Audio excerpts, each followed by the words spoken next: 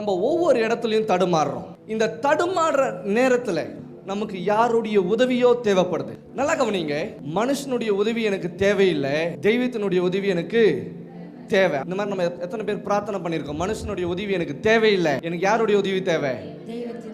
முதல்ல நல்லா கவனிங்க, நம்ம அறிக்கையிடுற ஒவ்வொரு வார்த்தையும் வாயிலிருந்து வர ஒவ்வொன்றுமே கிரியை செய்யும். தேவன் ஒருத்தருக்கு உதவி செய்யணும்னா மனுஷனை தான் பயன்படுத்துவார். நீங்க எவ்வளவு ப்ரேயர் பண்ணாலும், நீங்க நான் எவ்வளவு ப்ரேயர் பண்றேன் ஆனா எனக்கு என்ன கிடைக்கல? உதவியே கிடைக்கல. எப்படி கிடைக்கும் உதவி? நீங்க ஆரம்பிக்கிறதே எனக்கு மனுஷனுடைய உதவி தேவையில்லை ஆண்டவரே, எனக்கு யாருடைய உதவி தான் தேவை? உம்முடைய உதவி தான் தேவை. இப்போ கடவுள் எப்படி உங்ககிட்ட வருவார்? ஒரு மனுஷனை வச்சுதான் கடவுள் உங்ககிட்ட வருவார். நீங்க மனுஷனுடைய உதவி தேவையில்லைன்னா அவர் அடுத்து எதிர்பார்ப்பார் உங்ககிட்ட எப்படி வர்றதுன்னு தான் எதிர்பார்ப்பார். இப்போ உங்ககிட்ட வர்றதுக்கு ஒரு கருவி தேவை, ஒரு நபர் தேவை. இப்போ நீங்க இல்ல, மனுஷனுடைய உதவி இல்லைன்னா, மனுஷனுடைய உதவி இல்லை, ஓகே வச்சுப்போம், மனுஷனுடைய உதவி இங்க இல்லை. அடுத்தது யார் இருக்கா கடவுள் படைச்சதுல? செடி, கொடி, வானம், பூமி, மிருகங்கள். Yes or no? எஸ். மிருகத்துக்கிட்ட பணம் இருக்கா? வீட்டில் வளர்க்குறோம் இல்லையா நாய், அதையும் நம்ம தான் காசு கொடுத்து வாங்குறோம்.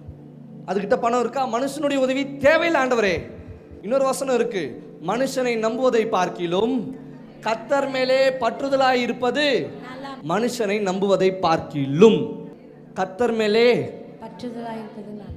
அப்ப நம்பிக்கையும் பற்று யார் மேல இருக்கணும்? அப்ப உதவி எப்படி வரும்? மனுஷன் மூலியமா தான் வரும். நீங்க வீட்டில் வளர்க்குற நாய், பூனை, இன்னும் வேற என்னென்ன வளர்க்குறீங்க, சில வெளிநாடுகள்லாம் பார்த்தீங்கன்னா பாம்பெல்லாம் வளர்க்குறாங்க. இதெல்லாம் வாங்கிறதுக்கே பணம் தான் தேவை, அதுவும் மனுஷன் மூலியமா தான். Yes or no? எஸ். அப்போ ஒருத்தர் மூலியமா தான் கடவுள் உங்களுக்கு உதவி செய்வார்.